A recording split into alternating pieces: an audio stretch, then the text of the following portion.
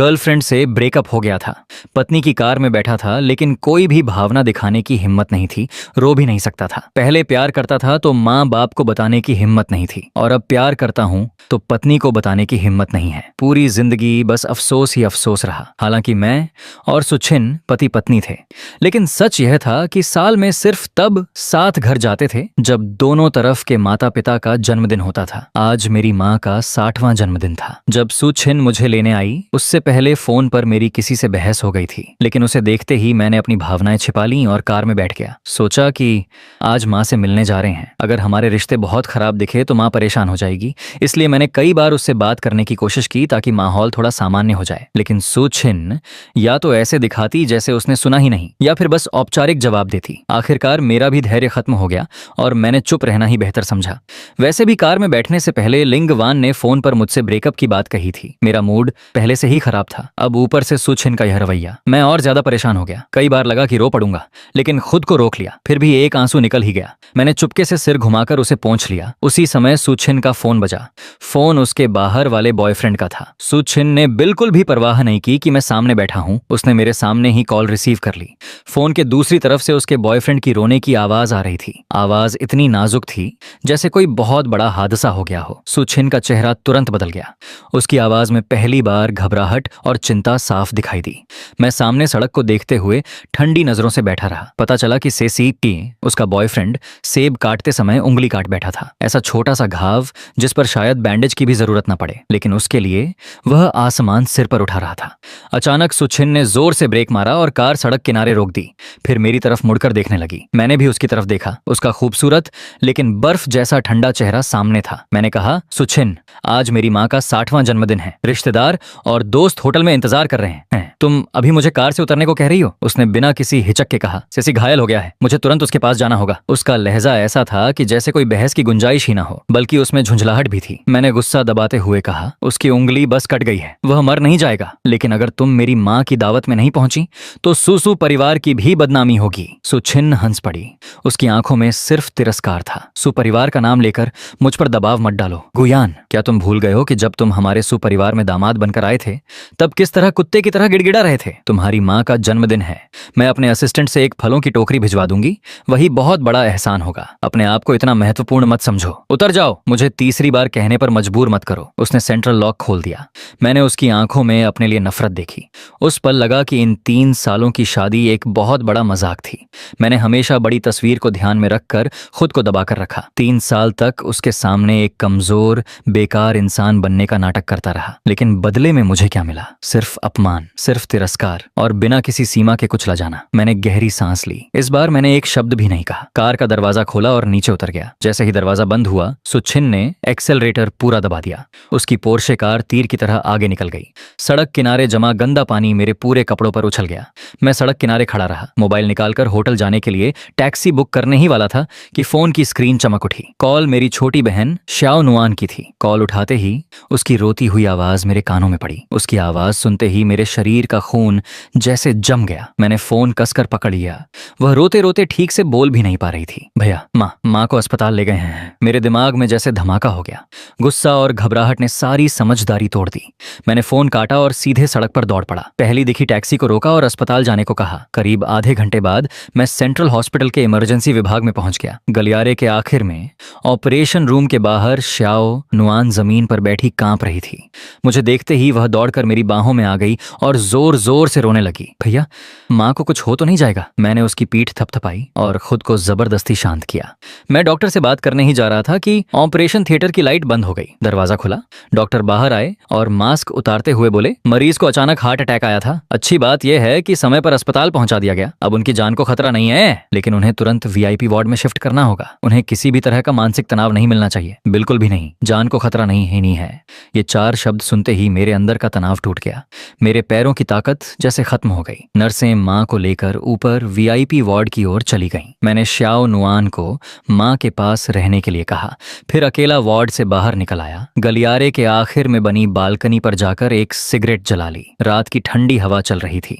हवा में अस्पताल की दवाइयों और डिसइंफेक्टेंट की गंध मिली हुई थी। मैं सिगरेट के जलते सिरे को देखता रहा। दिमाग में पिछले 3 साल की हर बात घूम रही थी, और आज सुचिन का बिना पीछे देखे मुझे छोड़कर चले जाना भी। थी। अब समय आ गया था इस सब को खत्म करने का समय। उसी समय पीछे से हाई हील्स की आवाज सुनाई दी।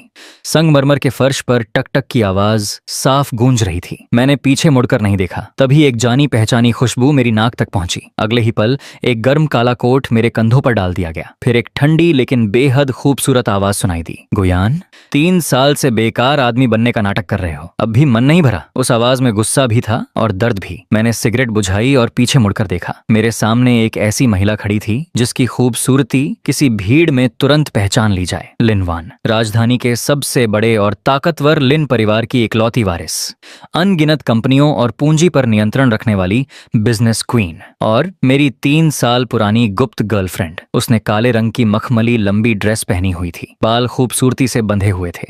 उसकी शाही और ठंडी आभा हमेशा की तरह लोगों को दूरी बनाए रखने पर मजबूर करती थी, लेकिन इस समय उसकी आंखों में सिर्फ दर्द और नाराजगी थी। वह लगातार मुझे देख रही थी। मैंने धीमी आवाज में पूछा, तुम यहाँ कैसे? लिनवान एक कदम आगे बढ़ी। अगर मैं अब भी नहीं आती तो क्या तुम सुपरिवार के उन बेवकूफों से खुद को मरवा देते? फिर उसने मेरी आंखों में देखते हुए कहा, आंटी के साथ जो हुआ मैंने सब पता कर लिया है। जिस असिस्टेंट ने गड़बड़ की थी उसके पैर तुड़वाकर शहर से बाहर फेंकवा दिया है। लिनवान हमेशा से ऐसी ही थी, तेज, निर्णायक और बिल्कुल निर्दयी। मैंने धीरे से कहा, धन्यवाद, लेकिन अगले ही पल उसकी आंखें लाल हो गईं। उसने मेरी शर्ट का कॉलर पकड़ लिया, मजबूर करके मेरी तरफ देखने लगी। गुयान, तुमने उस समय अपने परिवार का एहसान चुकाने और गु परिवार की आखिरी विरासत बचाने के लिए अपनी असली पहचान छुपाकर सु परिवार में शादी की थी, लेकिन इन 3 सालों में सु छिन ने तुम्हारे साथ क्या किया? क्या उसने तुम्हें कभी इंसान समझा? आज तो उसकी वजह से आंटी लगभग मर ही गई थी। क्या अब भी सहते रहोगे? मैं चुपचाप उसकी तरफ देखता रहा। दिल में कड़वाहट भर गई। फिर मैंने कहा, फोन पर जो मैंने तुमसे ब्रेकअप की बात कही थी वह गुस्से में नहीं कहा था। यह सुनकर लिन वान धीरे से पीछे हट गई। उसकी आवाज पहले से कहीं ज्यादा दृढ़ हो गई। मेरा आदमी किसी के पैरों में पड़े रहने के लिए पैदा नहीं हुआ, उसे हमेशा सबसे ऊपर खड़ा होना चाहिए। मैं यह बर्दाश्त नहीं करूंगी कि तुम आगे भी कुत्ते की तरह दूसरों के पैरों तले कुचले जाओ। गुयान, या तो अभी सु छिन को तलाक दो और मेरे साथ खुलकर रहो, या फिर आज के बाद हम जिंदगी भर कभी नहीं मिलेंगे। उसकी आवाज खाली गलियारे में गूंज उठी। हर शब्द पत्थर की तरह मेरे दिल पर गिर रहा था। मैं उसकी आंखों में देखता रहा। उन जिद्दी आंखों में दर्द भी था, प्यार भी था और 3 साल का इंतजार भी। यह वही महिला थी जो हमेशा सबसे ऊपर खड़ी रहती थी, लेकिन मेरे लिए उसने 3 साल तक खुद को छुपा कर रखा, एक गुप्त प्रेमिका बनकर। मैं उस पर बहुत कुछ उधार था, बहुत ज्यादा। मैंने हाथ उठाकर उसके कान के पास बिखरे बालों को धीरे से ठीक किया। फिर मेरी आंखें ठंडी और दृढ़ हो गईं। मैंने साफ शब्दों में कहा, ठीक है, मैं उससे तलाक ले लूंगा। लिन वान कुछ पल के लिए स्तब्ध रह गई, फिर उसकी आंखों में चमक भर गई। वह अचानक मेरी बाहों में आ गई, मुझे कसकर पकड़ लिया। उसकी आवाज भर्रा गई, ये तुमने खुद कहा है, बाद में मुकरना मत। मैंने उसके कंधे पर हाथ रखा, कभी नहीं। फिर मैंने कहा, चलो मैं तुम्हें घर छोड़ देता हूँ। कल सुबह सबसे पहले मेरा वकील तलाक के कागजात सुग्रुप भेज देगा। हम दोनों अस्पताल से बाहर निकल आए। रात गहरी हो चुकी थी। सीढ़ियों के नीचे एक काली रोल्स रॉयस पहले से खड़ी थी। उसकी नंबर प्लेट देखकर ही पता चल जाता था कि मालिक कितना ताकतवर है। ड्राइवर ने सम्मान से पीछे का दरवाजा खोला। मैं कार में बैठने ही वाला था कि लिन वान ने मेरा हाथ पकड़ लिया। वह हल्का सा उचक कर मेरे कॉलर को ठीक करने लगी। उसकी उंगलियां मेरे गले को हल्के से छू गईं। उसी समय दूर से टायरों की तेज चीख सुनाई दी। एक लाल पोर्शे अस्पताल के सामने आकर रुकी। दरवाजा खुला। सु छिन घबराई हुई बाहर निकली। उसके साथ उसका बॉयफ्रेंड से सी भी था। उसकी उंगली पर एक छोटा सा बैंडेज लगा हुआ था। सु छिन उसे संभालते हुए चिल्लाई, डॉक्टर, जल्दी डॉक्टर बुलाइए, उसे खून निकल रहा है। वह चिल्लाते चिल्लाते अचानक रुक गई। उसकी नजर हमारी तरफ चली गई। अगले ही पल उसकी आवाज गायब हो गई। वह जड़ बनकर खड़ी रह गई। उसने रोल्स रॉयस देखी, फिर मुझे देखा और फिर उस खूबसूरत महिला को देखा जो मेरे कपड़े ठीक कर रही थी। सड़क की रोशनी हम दोनों पर पड़ रही थी। यह दृश्य उसकी आंखों में चुभ गया। उसका चेहरा एकदम बदल गया। पहले हैरानी, फिर सदमा, फिर गुस्सा और आखिर में धोखा खा जाने की भावना, सब एक साथ उसके चेहरे पर दिखाई देने लगे। उसने झटके से सी का हाथ छोड़ा और हमारी तरफ दौड़ पड़ी। गुयान, उसने जोर से मेरा नाम पुकारा, लेकिन उसके चेहरे को देखकर भी मेरे दिल में कोई हलचल नहीं हुई। मैं कुछ कहता उससे पहले लिन वान हंस पड़ी। उसने ऊपर से नीचे तक सु छिन को देखा। उसकी नजर ऐसी थी जैसे सड़क किनारे पड़े कचरे को देख रही हो। फिर उसने आराम से कहा, इस रोल्स रॉयस के कस्टम बोनट पर अगर कोई एक थप्पड़ भी मार दे तो उसकी मरम्मत का खर्च लगभग 80 लाख युआन आएगा। फिर उसने पीछे खड़े बॉडीगार्डों की तरफ देखा। नोट कर लो, अगर किसी ने गाड़ी को छुआ तो बिल सीधे सुग्रुप भेज देना। दोनों बॉडीगार्ड तुरंत आगे बढ़ गए। वे दीवार की तरह सु छिन के सामने खड़े हो गए। सु छिन अनजाने में 2 कदम पीछे हट गई। फिर उसने मेरी तरफ उंगली उठाई। गुयान, अब तो बड़े आदमी बन गए हो, किसी अमीर औरत को लेकर मेरे सामने नाटक कर रहे हो। उसकी आंखों में जलन साफ दिखाई दे रही थी। क्या तुम सोचते हो कि इससे मैं झुक जाऊंगी? मत भूलो, तुम्हारी माँ अभी अस्पताल में है, वह भी हमारे सुपरिवार के पैसों पर। उसी समय से सी भी दौड़ता हुआ आ गया। वह सू छिन के पीछे छिपकर बोला, भाई यान, बहन छिन सिर्फ मेरी चिंता कर रही थी, इसलिए वह आंटी के पास नहीं जा सकी। अगर आपको गुस्सा है तो समझ में आता है, लेकिन किसी और औरत को लाकर बहन छिन को जलाना ठीक नहीं है। और ये रोल्स रॉयस भी शायद बहन छिन के पैसों से ही किराए पर ली होगी। उन दोनों को देखकर मुझे घिन आने लगी। मैं हल्का सा मुस्कुराया। नाटक?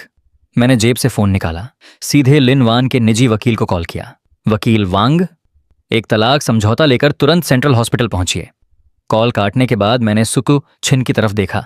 सुछिन, सब खत्म हो चुका है, तलाक के कागजात रास्ते में हैं। मैं खाली हाथ जाऊंगा, सुपरिवार की एक भी चीज नहीं लूंगा। आज के बाद हमारा कोई संबंध नहीं रहेगा। सुछिन वहीं जम गई। उसे शायद उम्मीद नहीं थी कि मैं इतना सीधा फैसला ले लूंगा। उसकी नजरों में मैं हमेशा सोजो परिवार पर निर्भर रहने वाला आदमी था, ऐसा आदमी जो कभी छोड़कर नहीं जाएगा। पहली बार उसकी आंखों में घबराहट दिखाई दी, लेकिन अगले ही पल उसका अहंकार फिर लौट आया। ठीक है गुयान, बाद में पछताना मत। सुपरिवार के बिना तुम भूखे मरोगे। देखना कौन सी कंपनी तुम्हें नौकरी देगी। मैं उस दिन का इंतजार करूंगी जब तुम वापस मेरे सामने घुटनों पर आओगे। लिन वान ने ऊब कर हाथ हिलाया। उसे अब और सुनने का कोई इरादा नहीं था। बॉडीगार्ड आगे बढ़े और सू छिन तथा से सी को दूर हटा दिया। करीब 10 मिनट बाद एक काली मर्सिडीज अस्पताल के सामने आकर रुकी। वकील वांग बाहर निकले। उनके हाथ में दस्तावेजों का बैग था। उन्होंने तलाक के कागजात मेरे सामने रख दिए। मैंने बिना 1 सेकंड गनवाए पेन उठाया और सीधे अपने नाम पर हस्ताक्षर कर दिए। फिर समझौता उठाकर सू छिन के पैरों के पास फेंक दिया। ले लो, कल सुबह 9 बजे रजिस्ट्रेशन ऑफिस में मिलना। अगर नहीं आई तो फिर कोर्ट का समन मिलने का इंतजार करना। मैं मुड़ा, रोल्स रॉयस का दरवाजा खोला और बिना पीछे देखे कार में बैठ गया। दरवाजा बंद हो गया। सुछिन की चीखें और गालियां बाहर ही रह गईं। रोल्स रॉयस धीरे धीरे रात के अंधेरे में आगे बढ़ गई। रोल्स रॉयस के अंदर माहौल बिल्कुल शांत था। लिनवान ने कार में बने तापमान नियंत्रित वाइन कैबिनेट से एक महंगी रेड वाइन निकाली। 2 गिलास भरे, एक मेरी तरफ बढ़ा दिया। अभी कुछ देर पहले जो महिला किसी रानी की तरह आदेश दे रही थी, वही अब बेहद नरम नजर आ रही थी। उसने पूछा, अब आगे क्या करने वाले हो? जरूरत पड़े तो मैं लिन परिवार की ताकत इस्तेमाल करके सीधे सुग्रुप को खत्म कर सकती हूं। मैंने वाइन का गिलास लिया, हल्के से घुमाया, फिर मुस्कुराया, लेकिन उस मुस्कान में ठंडापन था। जरूरत नहीं, तुम्हारे हाथ गंदे करने लायक वे लोग नहीं हैं। सुपरिवार को दूसरों को कुचलकर ऊपर चढ़ना पसंद है, तो अब उन्हें ऊपर से नीचे गिरने दो। मैंने अपना टैबलेट निकाला, एक छिपा हुआ काला इंटरफेस खोला। उसमें लंबी लंबी कमांड टाइप की, फिर एंटर दबाया। कुछ सेकंड बाद स्क्रीन पर लाल चेतावनी दिखाई दी, मुख्य अधिकार रद्द कर दिए गए हैं। सुग्रुप पिछले 3 सालों में इतनी तेजी से आगे बढ़ा था, लेकिन उसकी असली वजह कोई और नहीं थी। वह थी मेरी बनाई हुई ऑरोरा इंटेलिजेंट एल्गोरिदम सिस्टम। सुपरिवार को बस इतना पता था कि यह तकनीक विदेश से भारी कीमत देकर खरीदी गई है, लेकिन उन्हें यह नहीं पता था कि उसका असली नियंत्रण हमेशा मेरे हाथ में रहा, और अब उसे वापस लेने का समय आ गया था। 3 दिन पलक झपकते गुजर गए। इन 3 दिनों में मैं शहर के बीचों बीच स्थित लिन वान के आलीशान पेंट हाउस में रहा। लिन परिवार की सबसे बेहतरीन मेडिकल टीम मां का इलाज कर रही थी। उनकी हालत तेजी से सुधर रही थी। अब वे बिस्तर से उठकर चलने लगी थीं। दूसरी तरफ सुग्रुप में तबाही मच चुकी थी। सुबह सुबह सुछिन अपने ऑफिस में बैठी थी। उसके सामने ढेर सारे कानूनी नोटिस और कॉन्ट्रैक्ट रद्द होने की फाइलें पड़ी थीं। तभी तकनीकी निदेशक घबराया हुआ अंदर आया। उसके माथे पर पसीना था। सु मैडम, बड़ी समस्या हो गई है। ऑनरोरा एल्गोरिदम का पूरा बेस सिस्टम बंद हो गया है। उस पर आधारित सभी प्रोजेक्ट रुक गए हैं। ऑटो ड्राइविंग सिस्टम बंद हो चुका है। स्मार्ट होम प्रोजेक्ट भी बंद हो गया है। कई बड़े क्लाइंट वकीलों के जरिए हर्जाने की मांग कर रहे हैं। कुल दावा 500 मिलियन युआन से ज्यादा है। सुछिन गुस्से में खड़ी हो गई। यह कैसे हो सकता है? उसने फाइल उठाकर उसके चेहरे पर दे मारी। 3 साल से सिस्टम ठीक चल रहा था, अचानक कैसे बंद हो गया? फौरन विदेशी डेवलपर टीम से संपर्क करो, चाहे जितना पैसा लगे। तकनीकी निदेशक कांपते हुए बोला। हमने संपर्क किया था, लेकिन उन्होंने कहा, हमारा लाइसेंस कोड सर्वोच्च अधिकार रखने वाले व्यक्ति ने रद्द कर दिया है। सुच्छिन का चेहरा बदल गया। कौन? तकनीकी निदेशक ने हिचकिचाते हुए कहा। उस सर्वोच्च अधिकार वाले व्यक्ति का नाम गुयान है। यह सुनते ही सु छिन पर जैसे बिजली गिर गई। उसके पैर लड़खड़ा गए। वह कुर्सी पर गिर पड़ी। नहीं, यह असंभव है, बिल्कुल असंभव। वह लगातार सिर हिलाने लगी। उसका दिमाग इस सच्चाई को मानने से इनकार कर रहा था। उसकी नजर में मैं हमेशा एक निकम्मा आदमी था जो सिर्फ खाना बनाता है, कपड़े धोता है, घर संभालता है। ऐसा आदमी इतनी बड़ी तकनीक का मालिक कैसे हो सकता है?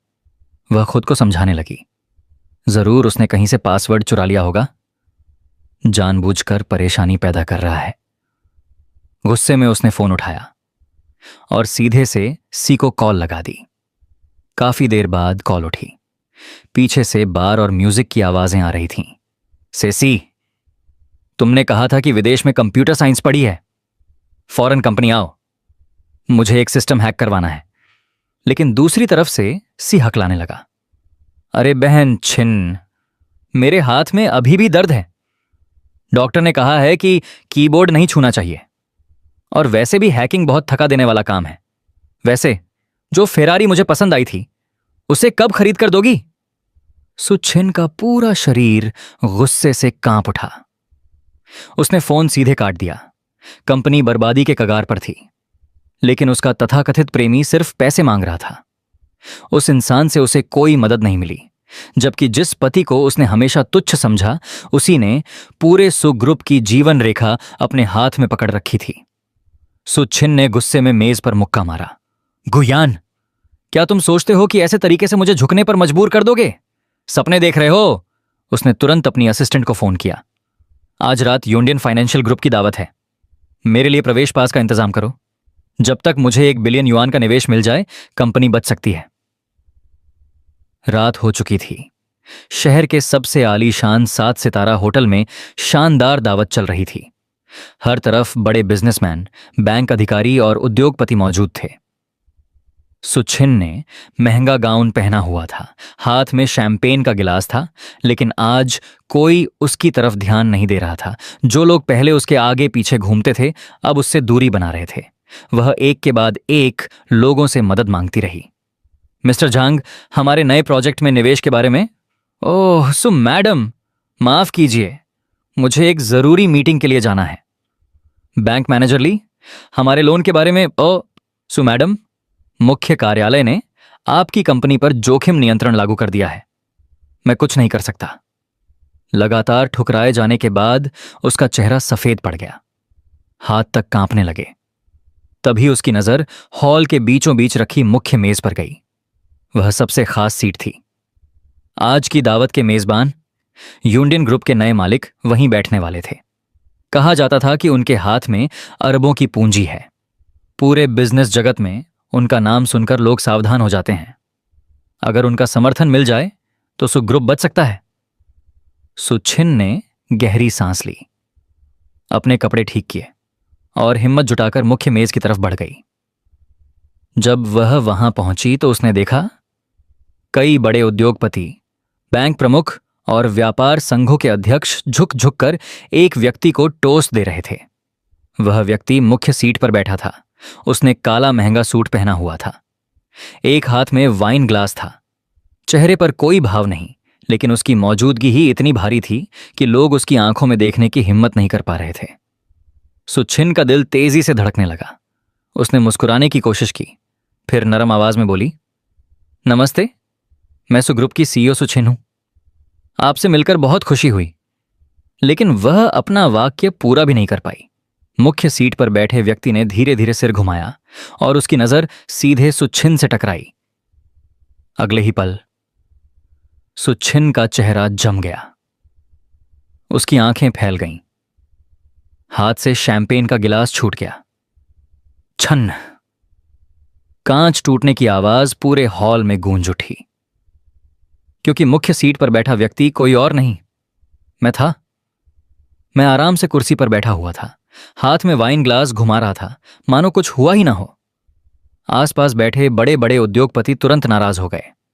बैंक प्रमुख ली ने डांटते हुए कहा, सु मैडम, यह क्या बदतमीजी है? आपने मिस्टर गू को परेशान कर दिया। क्या आपको पता भी है कि आप किससे बात कर रही हैं? सु छिन कांपती हुई मुझे देखती रही। वह मेरे चेहरे पर कोई झूठ या नाटक तलाश रही थी, लेकिन उसे कुछ नहीं मिला।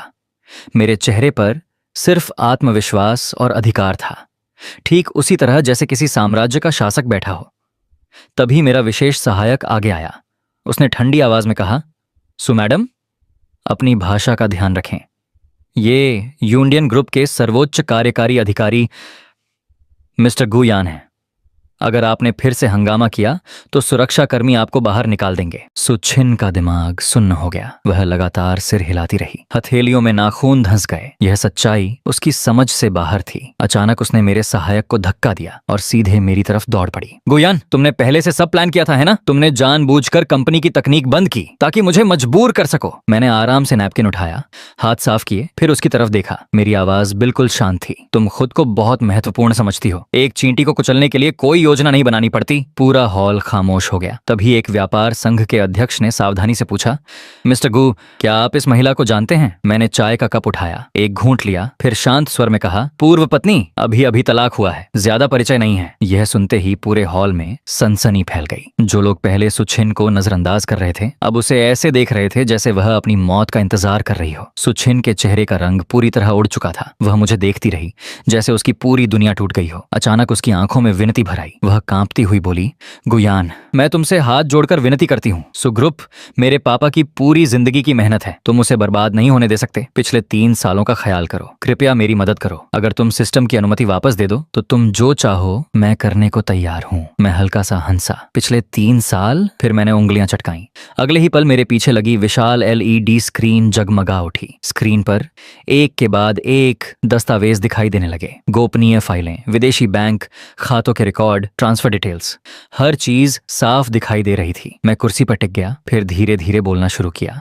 इन 3 सालों में सेसी ने तुम्हारे तथाकथित नए ऊर्जा प्रोजेक्ट के नाम पर कुल 230 मिलियन युआन कंपनी से निकालकर विदेश भेज दिए, 7 अलग अलग ट्रांसफर में।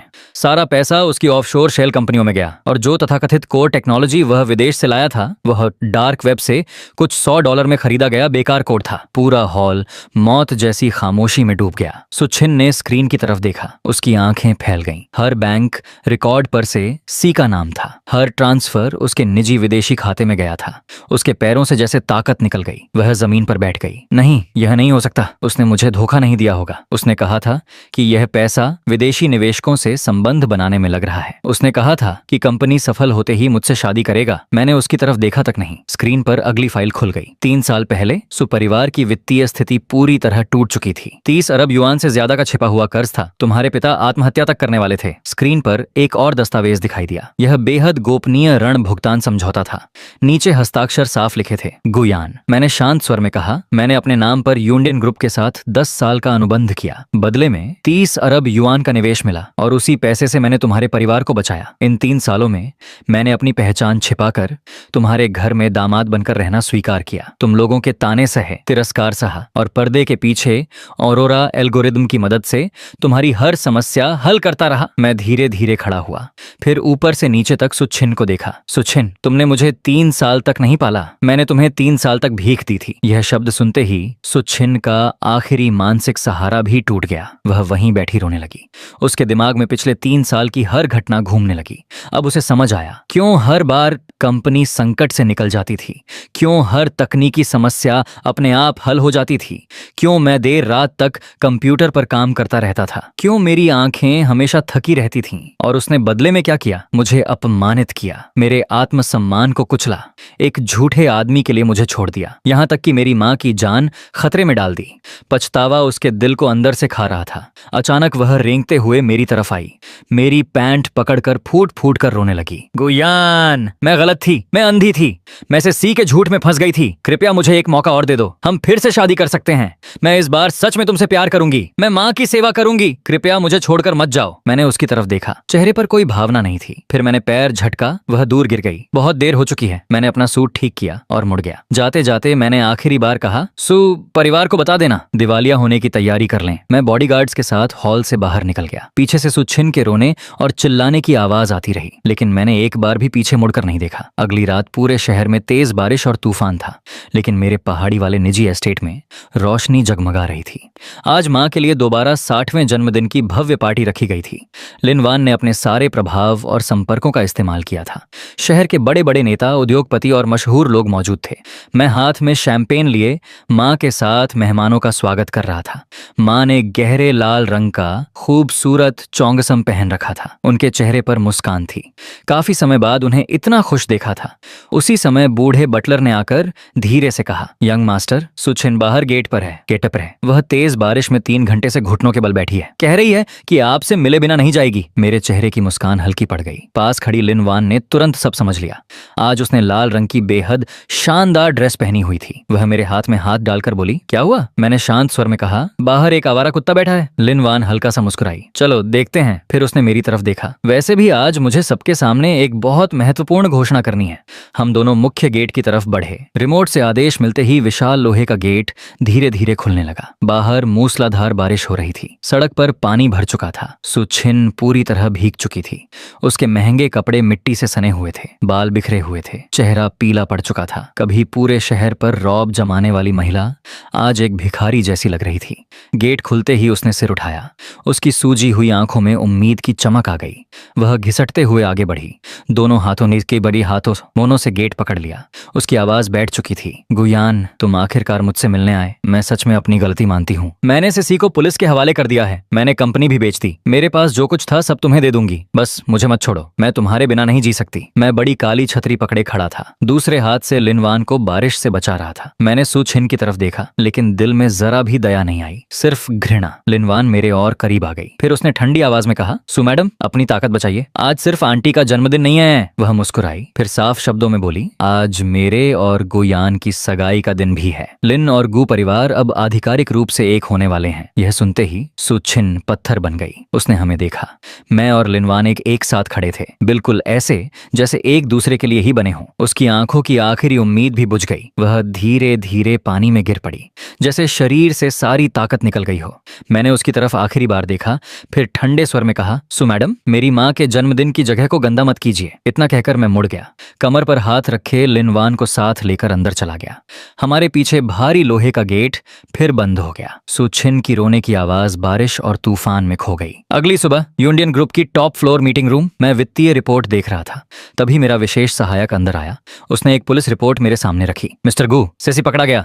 मैंने सिर उठाए बिना पूछा, इतनी जल्दी? सहायक हंसा, फिर कुछ तस्वीरें मेरे सामने रख दी।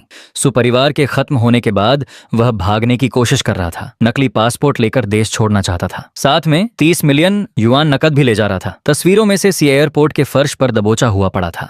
2 स्पेशल पुलिसकर्मी उसे पकड़े हुए थे। उसकी हालत सड़क के कुत्ते जैसी थी। सहायक आगे बोला, आपके आदेश के अनुसार उसके सभी विदेशी खाते पहले ही फ्रीज कर दिए गए थे। एयरपोर्ट पर ही उसे गिरफ्तार कर लिया गया। मैंने कॉफी का घूंट लिया, फिर पूछा, कितने साल अंदर रहेगा? सहायक बोला, व्यावसायिक धोखाधड़ी, कंपनी का पैसा गबन करना, अंतरराष्ट्रीय मनी लॉन्ड्रिंग, तीनों मामलों के सबूत पक्के हैं। उम्र भर जेल से बाहर निकलना मुश्किल होगा। थोड़ा रुककर उसने कहा, सुना है पूछताछ के दौरान डर के मारे उसने पैंट तक गीली कर दी। सेसी के जेल जाने की खबर सुपरिवार के लिए आखिरी झटका साबित हुई। सिर्फ 3 दिनों के अंदर सु ग्रुप को आधिकारिक रूप से दिवालिया घोषित कर दिया गया। कंपनी की सारी संपत्ति अदालत ने जब्त कर ली। कर्ज वसूलने वाले लोग और नाराज सप्लायर लगातार सुपरिवार के घर पहुंचने लगे। घर की कीमती पेंटिंग्स, प्राचीन सामान और महंगी चीजें एक एक करके बिक गईं। इस सदमे को सुछिन के पिता सहन नहीं कर पाए। उन्हें ब्रेन हेमरेज हो गया। हालांकि उनकी जान बच गई, लेकिन वे हमेशा के लिए बिस्तर पर पड़ गए। बोलने तक में दिक्कत होने लगी। कर्ज चुकाने और अस्पताल का खर्च उठाने के लिए सुछिन को अपनी बची हुई हर चीज बेचनी पड़ी। उसी समय मेरा फोन बजा। कॉल मेरे सहायक की थी। मिस्टर गु, सुछिन ने अभी अभी अपनी सारी बची हुई संपत्ति बेचकर जुटाए गए 12 मिलियन युआन हमारे कॉर्पोरेट अकाउंट में ट्रांसफर किए हैं। नोट में लिखा है, मिस्टर गु के लिए व्यक्तिगत मुआवजा। सहायक ने आगे कहा, वह बैंक में रो रोकर हमारे वित्त विभाग से पैसे स्वीकार करने की विनती कर रही थी। मैं उस समय शीशे के सामने खड़ा था। मेरे सामने लिन वान सफेद शादी के गाउन में खड़ी थी। वह इतनी खूबसूरत लग लग रही थी कि नजर हटाना मुश्किल था। मैंने ठंडे स्वर में कहा, पैसे वापस कर दो। सहायक बोला, आपके आदेश के अनुसार वापस कर दिए गए हैं। और मैंने उसे एक बात और बता दी। मैं चुप रहा। वह बोला, 3 दिन पहले आपने अपनी माँ के नाम से रेड क्रॉस को 300 मिलियन युआन दान किए थे। मैंने उसे बता दिया कि मिस्टर गू को उसके गंदे पैसों की जरूरत नहीं है। ये पैसे उन 3 सालों की बेइज्जती नहीं खरीद सकते जो उसने आपको दी। कुछ सेकंड बाद सहायक फिर बोला। यह सुनते ही वह बैंक में टूट गई, रोने लगी, हंसने लगी और आखिर में सिक्योरिटी वालों ने उसे बाहर निकाल दिया। मैंने बिना कुछ कहे फोन काट दिया। लिनवान मेरे सामने आ गई। उसने मेरी टाई ठीक की, फिर मुस्कुराकर पूछा, क्या तुम्हें उस पर दया आ रही है? मैंने उसकी कमर पकड़ ली, हल्के से उसके होंठों को चूमा, फिर धीरे से कहा, मेरी डिक्शनरी में गद्दारों के लिए दया नाम का कोई शब्द नहीं है। अब उन लोगों की बारी है जो अंधेरे में छिपे बैठे हैं। सुगेई परिवार के पतन ने पूरे बिजनेस जगत को हिला दिया। कई पुराने कारोबारी परिवारों ने मौका देखकर यूनियन ग्रुप के खिलाफ साजिश शुरू कर दी। वे हमारी कंपनियों को नुकसान पहुंचाकर खुद फायदा उठाना चाहते थे, लेकिन उन्होंने मेरी ताकत को कम आंका और लिनवान की ताकत को भी। हम दोनों ने मिलकर जवाब दिया। लिनवान ने अपनी विशाल पूंजी का इस्तेमाल किया, उन कंपनियों की फंडिंग लाइनें बंद करवा दी। दूसरी तरफ मैं कंट्रोल रूम में बैठकर औरोरा एल्गोरिदम का इस्तेमाल कर रहा था। उनकी ट्रेडिंग और ऑपरेशन सिस्टम पर सटीक हमला किया गया। सिर्फ 15 दिनों में वे सभी कंपनियां घुटनों पर आ गईं। कई पुरानी कंपनियों को पुनर्गठन के लिए मजबूर होना पड़ा। यूनियन ग्रुप की मार्केट वैल्यू 3 गुना बढ़ गई और हम देश के सबसे शक्तिशाली बिजनेस साम्राज्य बन गए। अब कोई भी खुलकर हमारा सामना करने की हिम्मत नहीं करता था। आधे महीने बाद मौसम बेहद सुहावना था। मैं रोल्स रॉयस की पिछली सीट पर बैठा था। हमारा काफिला सिविल अफेयर्स ब्यूरो की तरफ जा रहा था। आज खास दिन था। लिनवान ने खुद तारीख चुनी थी। हम आधिकारिक रूप से शादी का रजिस्ट्रेशन करवाने जा रहे थे। कार की खिड़की से शहर के दृश्य तेजी से पीछे छूट रहे थे। आगे एक बड़ा फ्लाईओवर था, उसके दूसरी तरफ सरकारी कार्यालय था। काफिला फ्लाईओवर के नीचे पहुंचा। मैं सीट पर टिककर एक अधिग्रहण समझौते की फाइल पढ़ रहा था। मैंने सिर तक नहीं उठाया, इसलिए मुझे पता नहीं चला कि उसी समय फ्लाईओवर की रेलिंग के बाहर एक बेहद दुबली पतली महिला खड़ी थी। वह थी सुच्छिन। उसके बाल सूखे घास जैसे हो चुके थे। चेहरा कई साल बूढ़ा लग रहा था। आंखें धंस गई थीं। अब उसमें पहले वाली सीईओ की कोई झलक नहीं बची थी। उसके हाथ में एक पुरानी फोटो थी, वही फोटो जो हमारी शादी के दिन खींची गई थी। फोटो में वह नाखुश दिख रही थी और मैं चुपचाप खड़ा था। सुच्छिन ने नीचे गुजरते काले काफिले को देखा। उसने तुरंत मेरी रोल्स रॉयस पहचान ली। उसकी आंखों से आंसू बह निकले। वह धीरे से बुदबुदाई, गुयान मुझे माफ कर दो। फिर उसने आंखें बंद कर लीं और आगे झुक गई। वह अपनी जान देकर शायद मेरी थोड़ी सी दया पाना चाहती थी। काफिले की रोल्स रॉयस बिना एक पल रुके आगे बढ़ती रही। उसी समय पीछे से लोगों की चीखें सुनाई दी। ब्रेक लगने की तेज आवाज गूंज उठी। कुछ ही देर बाद पुलिस और एम्बुलेंस के सायरन सुनाई देने लगे, लेकिन मैंने एक बार भी पीछे मुड़कर नहीं देखा। मेरे लिए सुच्छिन अब कोई मायने नहीं रखती थी। थोड़ी देर बाद पीछे चल रही सुरक्षा टीम से संदेश आया। मिस्टर गू, सुच्छिन ने पुल से कूदने की कोशिश की थी, लेकिन राह चलते लोगों ने समय रहते उसे पकड़ लिया। वह मरी नहीं है, हालांकि मानसिक रूप से पूरी तरह टूट चुकी है। उसे मानसिक स्वास्थ्य केंद्र भेज दिया गया है। मैंने संदेश पढ़ा, फोन बंद किया और नजर सामने कर ली। अब उसके जिंदा रहने या मरने से मुझे कोई फर्क नहीं पड़ता था। आधे साल बाद एक छोटी सी खबर अखबार के कोने में छपी। सेसिकी को जेल में गंभीर बीमारी हो गई थी। शराब और ऐशो आराम में डूबे रहने की वजह से उसका शरीर पहले ही कमजोर हो चुका था। वह दर्द सह नहीं पा रहा था। रोते हुए जेल अधिकारियों से बाहर इलाज की भीख मांग रहा था, लेकिन उसे एक खबर मिली। सुच्छिन पूरी तरह मानसिक संतुलन खो चुकी थी।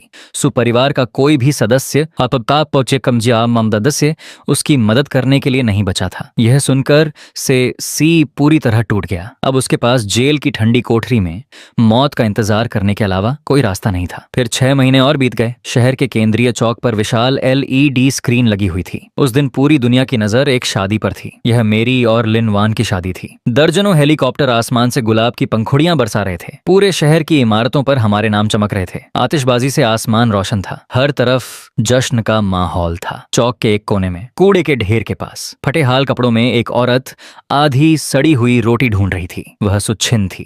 तेज आतिशबाजी की आवाज सुनकर उसने सिर उठाया। उसकी धुंधली आंखें LED स्क्रीन पर जा टिकी। स्क्रीन पर मैं था, शानदार सूट पहने हुए। मेरे बगल में सफेद शादी के जोड़े में लिनवान थी। हम दोनों मुस्कुराते हुए अंगूठियां बदल रहे थे। पूरा हॉल तालियों से गूंज रहा था। कैमरा मेहमानों की तरफ घूमा। मेरी माँ लाल रंग की खूबसूरत ड्रेस में बैठी थी। उनके चेहरे पर खुशी साफ झलक रही थी। शहर के सबसे बड़े लोग उनके पास जाकर सम्मान दे रहे थे। सुच्छिन स्क्रीन को घूरती रह गई। उसकी आंखों से आंसू बहने लगे। वह अचानक पागलों की तरह दौड़ने लगी। स्क्रीन की तरफ हाथ बढ़ाते हुए चिल्लाई, वो मेरा पति है, वो मेरा गुयान है। वह पहले हर दिन मेरे लिए खाना बनाता था। वह मुझसे प्यार करता था। उसे मुझे वापस दे दो। लोग उससे दूर हटने लगे। हर कोई उसे पागल समझ रहा था। कुछ ही मिनटों में 2 सुरक्षाकर्मी वहां पहुंचे। उन्होंने उसे घसीटकर सड़क किनारे अंधेरी गली में ले गए, जैसे कोई बेकार चीज हटाई जा रही हो। उधर शादी समारोह में लिन वान ने मेरा कॉलर ठीक किया। उसकी आंखों में सिर्फ मैं ही दिखाई दे रहा था। वह मुस्कुराकर बोली, अभी क्या सोच रहे थे? मैंने उसका हाथ पकड़ लिया, फिर हल्के से मुस्कुराया। कुछ नहीं, बस इतना लगा आज हवा बहुत अच्छी है। मैंने मंच से नीचे देखा। सामने बैठे लोग सम्मान और प्रशंसा से हमें देख रहे थे। उस पल मैंने अपने अतीत को पूरी तरह पीछे छोड़ दिया। अब आगे सिर्फ एक नई जिंदगी थी, एक ऐसा भविष्य जहां बिजनेस की दुनिया की चोटी पर सिर्फ मैं और लिन वान खड़े थे।